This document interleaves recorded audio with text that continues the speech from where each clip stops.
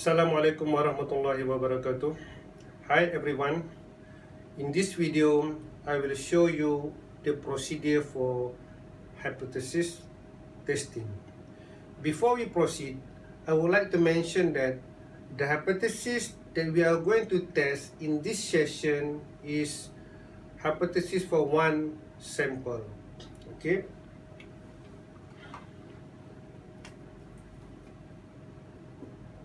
Hypothesis one sample test. Okay. Why we call it one sample test? The reason is simple. Okay. Actually, we have one group of population. Okay. One group of population. Okay. Let's say these are the items in our population. Let's say we have 1, 2, 3, 4, 5, 6, 7, 8, 9, 10, 11, 12, 13, 14. Let's say we have here, let's say 15 is the population, one group. So from this one group, we are going to take sample. Okay. Let's say we take this one as a sample, we take this one as a sample, we take this one as a sample, this one, and this one. So we have 1, 2, 3, 4, 5, 6. All these, the red one become sample. 1, 2, 3, 4, 5, 6. One groups of sample. Okay. Here, if we calculate the mean, we have the population mean. And here, if we calculate the mean, we have the sample mean later on. Okay.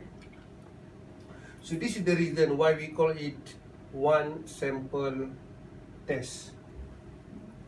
A group of one sample taken from one group of population. Okay. Okay, now I will show you step by step of how to do the hypothesis testing. Okay.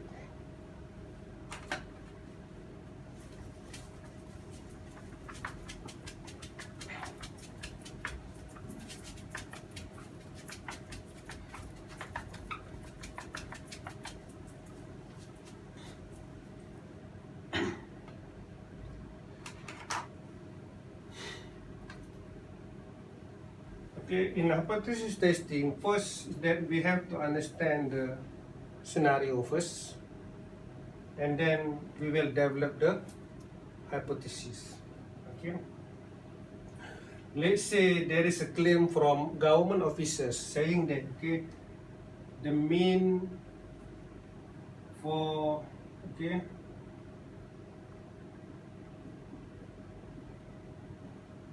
TV set in home, for example, is 3 units. This means that basically it's mean equal to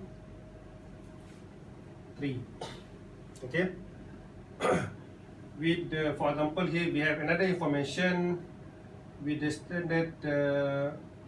standard deviation of population, for example 0.8. This is the additional information. So first we have to know the situation. Okay.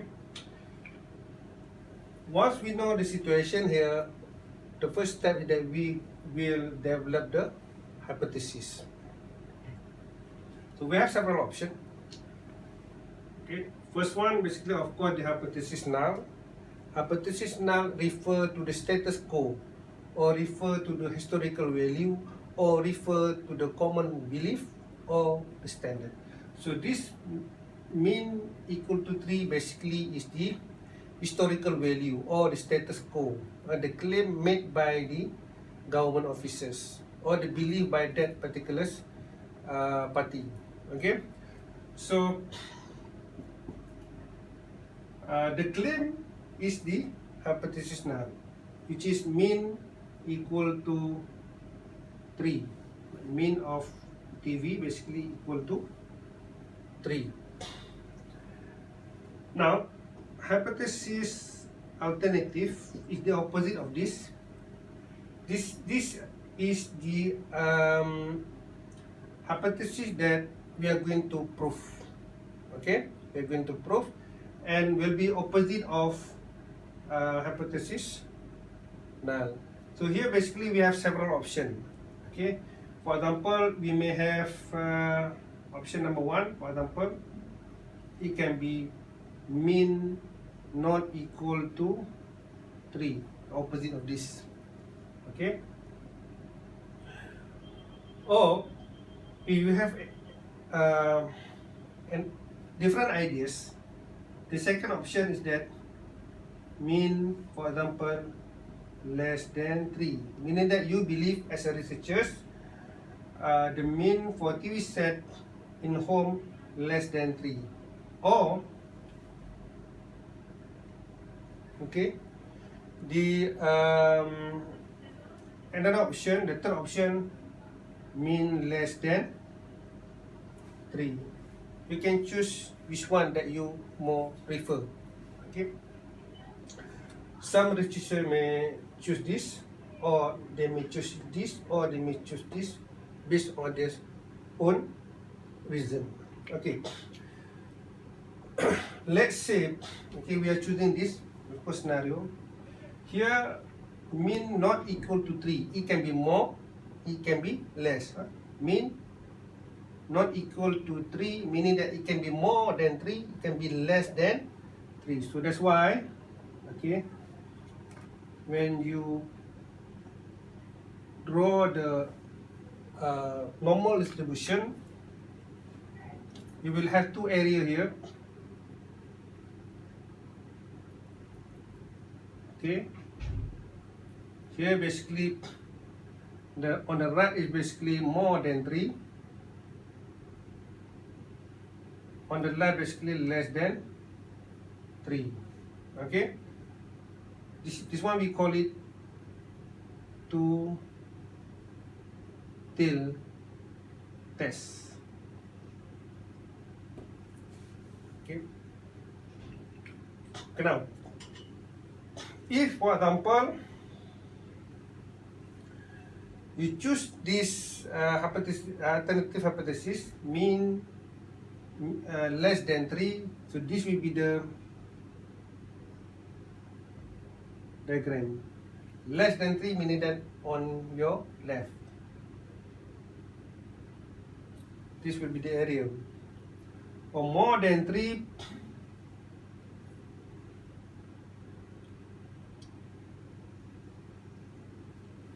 okay, the area will be on your right. So this is important for us basically to identify the critical value later on. We will find the critical value, what is the value here and here, or what is the value here, or what is the value here. Then we can make decision whether we can support this claim or we cannot support the claim. So this is the basic, okay, developing the hypothesis null and hypothesis hypothesis null and hypothesis alternative. For the hypothesis alternative, we have several options. It can be option number 1, two-tailed, not equal to 3. It can be more, it can be less. Or hypothesis number 2, which is directional, which is here, for example, less than 3. Or hypothesis number 3, more than 3, directional. Okay, so the graph will be like this, the curve on your right. Okay, so in this example, for example, I start with this. Let's say now we believe that as a researchers,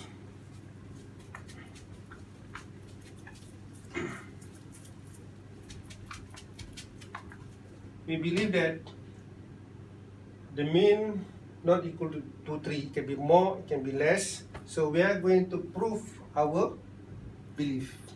Okay, so the first step is already done, which is state the hypothesis. Okay.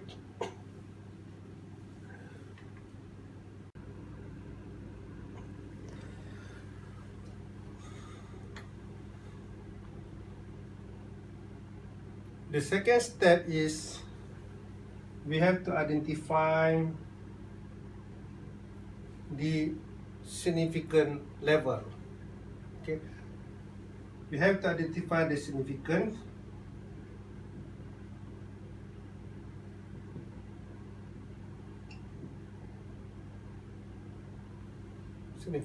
level. Okay, how to identify the value of significant level? Remember, previously we have learned, okay, the confidence level. Here basically we know that, okay,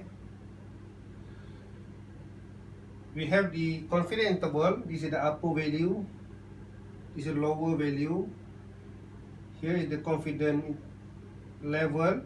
Okay, with the confidence level, for example, 95% confidence level, okay, we will get the lower value and the upper value of the interval. Okay, so now the significant level, the formula is very simple. Significant level basically is 1 minus confidence level. So in this example, for example, here we have 95% confidence level. Okay, so 1 minus 0.95.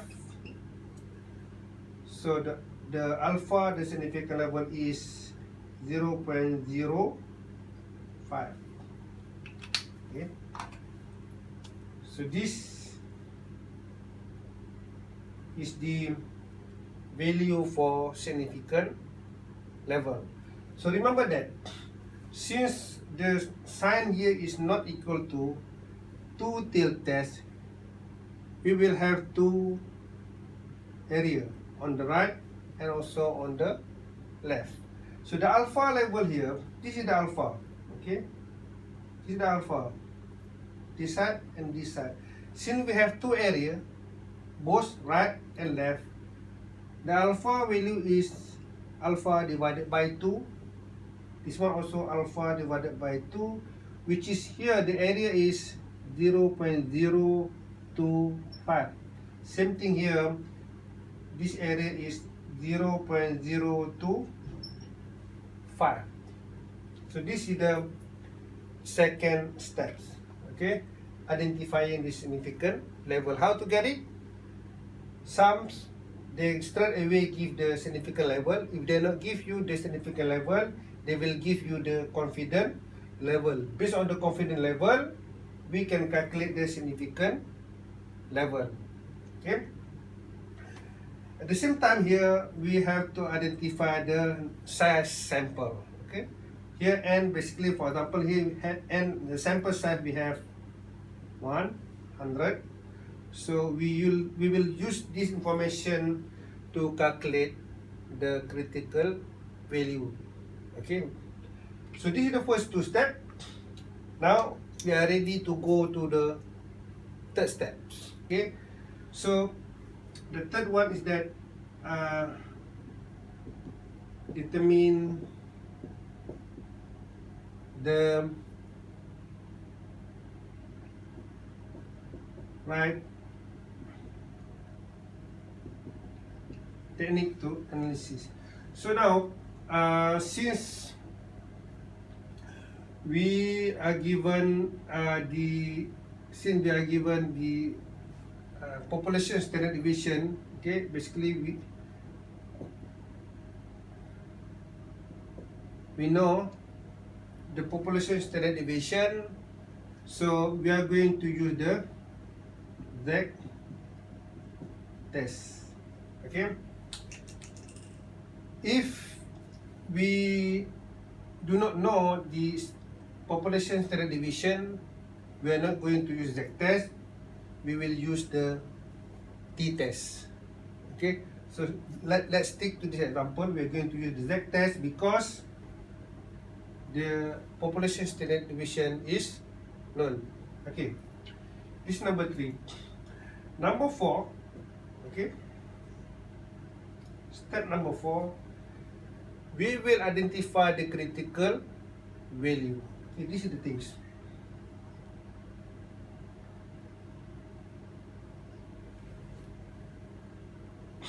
This is the normal distribution. Okay, remember our hypothesis alternative mu not equal to 3. This sign shows that we have two tails. Okay, so that is the reason why I draw like this. Now we have to know the value here, critical value, the upper one, and also the critical value, the lower value here. The lower value of critical value and also the upper value. So why we need to identify the critical value? The reason is simple. Where, for example, we want to determine later on, okay, any value, the statistic value that we will calculate later that fall in this area, okay, the dotted area, the decision is that we will accept the hypothesis. If otherwise, if the statistic value that we will calculate later on fall in this region, or in this region, we will reject the hypothesis. So this is the decision rule. Okay.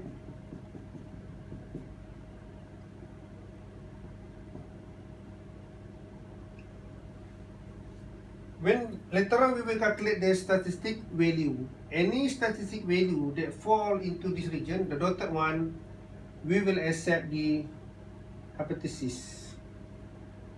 Okay. If the statistic value fall in these two regions, we will basically do not accept the hypothesis now.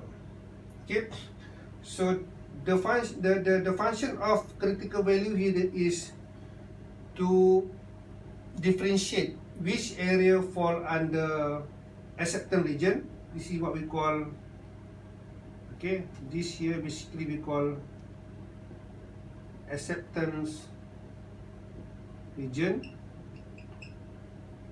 This area we call non-acceptance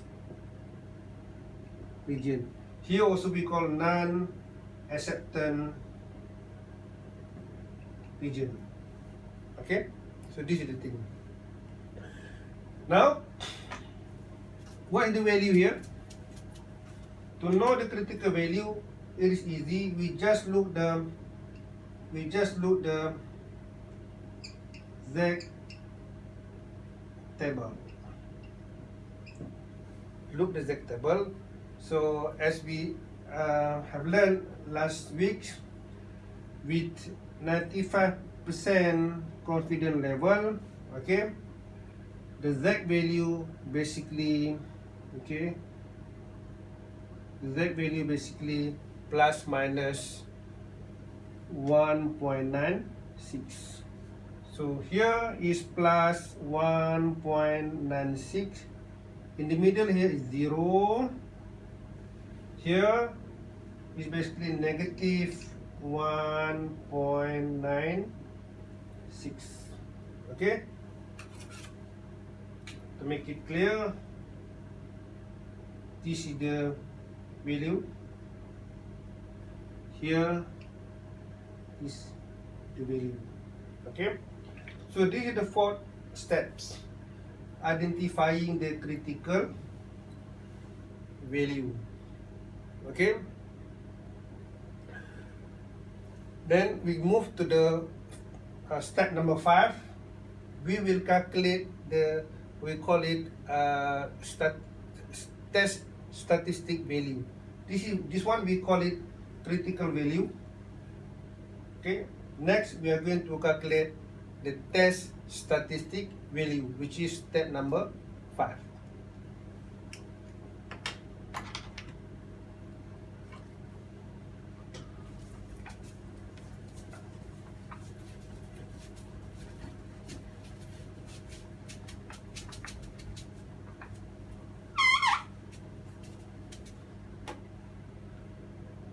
Okay, let me redraw first, okay, because easy for you to understand later on. These are the critical value that we have calculated, okay, from the table. Z basically plus 1.96, non-rejection, non-acceptance region. This is minus 1.96. Here in the middle is basically 0. Okay, now this we call critical value. Okay, now step number 5, we are going to calculate the we call test statistic. This is the formula. Z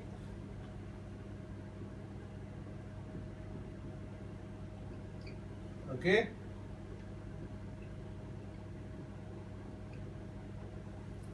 this is the formula for test statistic for Z value. Okay, so for example, based on the sample, we got given here x bar, for example, okay, x bar 2.84 minus the mean value here 3 TV set. The sigma is 0.08. Okay, sorry, 0.8, and the n is 100. So the test statistic Z value, we got negative 0. Negative 2.0. Negative 2.0. Okay, now in order to decide whether the hypothesis can be accepted or not accepted, okay, we have to compare this value. The test statistic compare with the critical value. We have to determine where this value located or fall, okay, in this normal distribution. Okay, first we look at the sign negative, so we know that this will be on our left side. Okay, 0, and then bigger. Okay, negative 2, here is negative 1.69. Negative 2 will be somewhere here.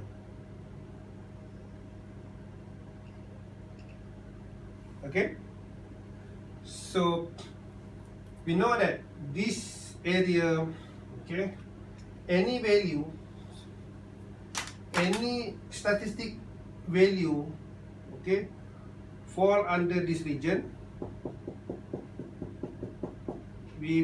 We call it here acceptance region, meaning that we are going to accept the hypothesis null. If fall in this area, non-acceptance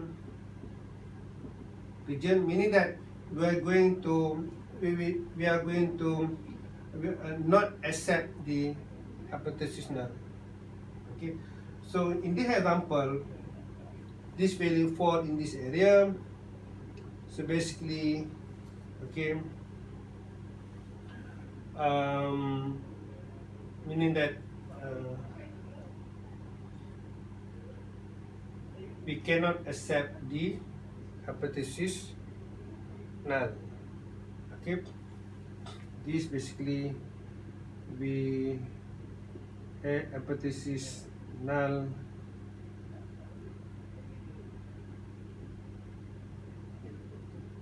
accepted. Here basically not accept